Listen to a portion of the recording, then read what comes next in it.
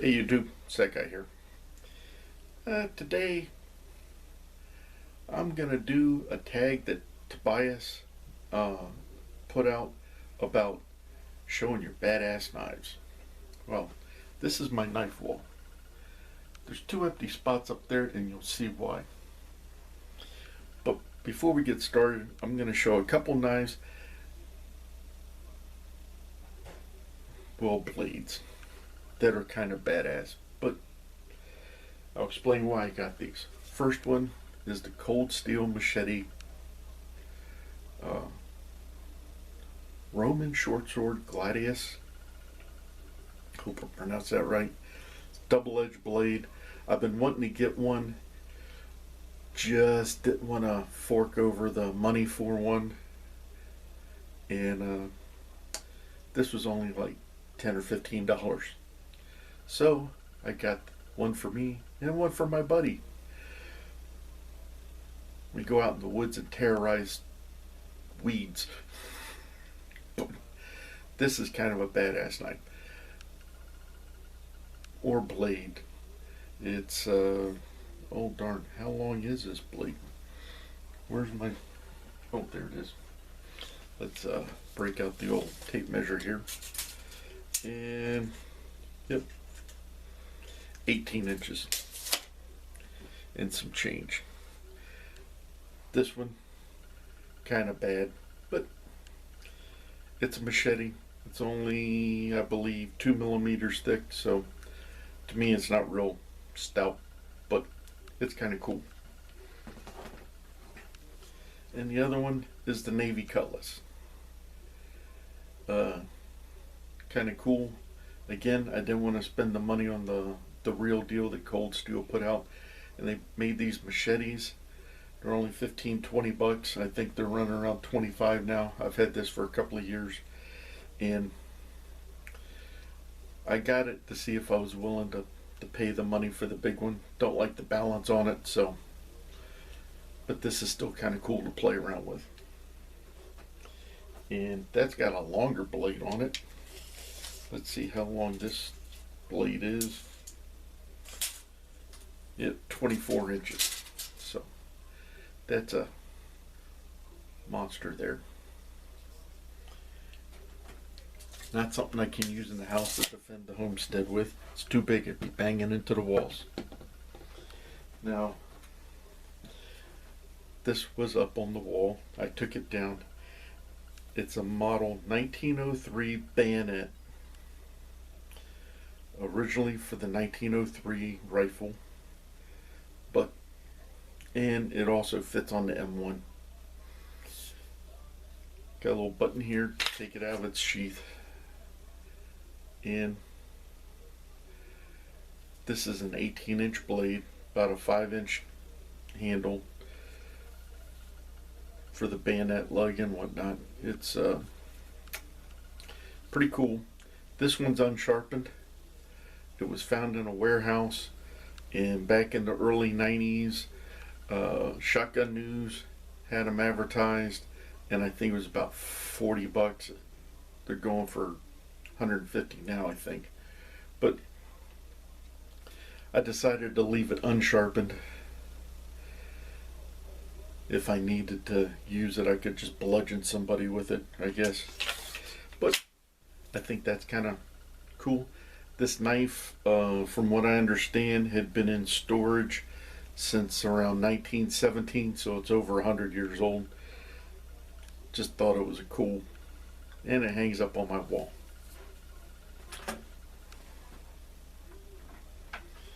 Now, this is my K-bar. I got it in the early 90s. It's a 7-inch blade, stainless steel. It's when they first came out with the stainless steel ones. This is what they refer to because of this part right here with the pommel as a dog head. It's got a lanyard hold there, so, and plus the guard doesn't come up over here. That's one of the main reasons I got it. Was it was more like a hunting knife.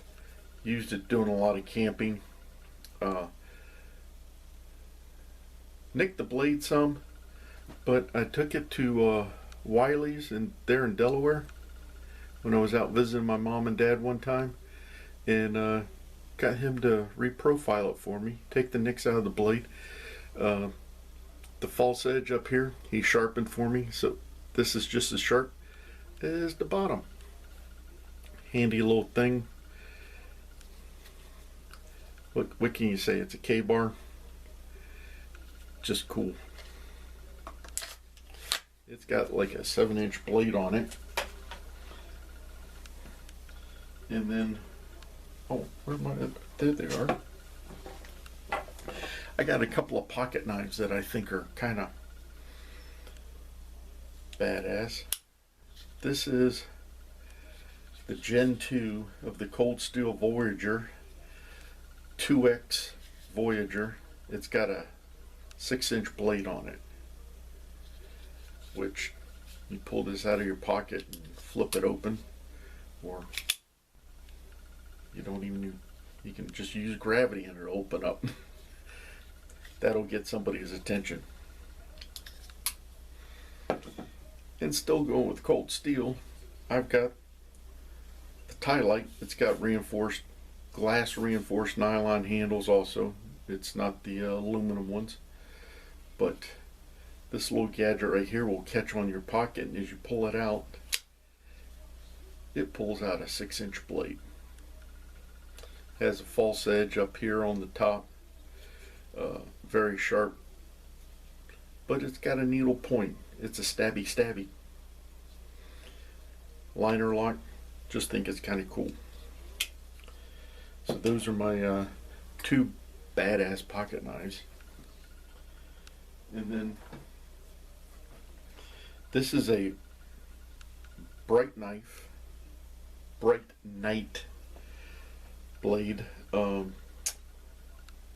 Back in around 2006 or so, wife and I were at the medieval fair. We saw this and I was kind of liking it, but she liked it even more than I did. And she goes, it was $450. She looked at it and she goes, our anniversary's coming up. Why don't we make this our anniversary present to each other? And I'm like, okay. Ta-da. And it's got a, let's see here, a 12-inch blade on it. Kind of reminiscent of a Roman gladius. Just kind of cool. We keep this in our bedroom. She just likes the wooden sheath and handle on it. I think it's cool. So I like it. Now, a knife that I feel is my most badass knife.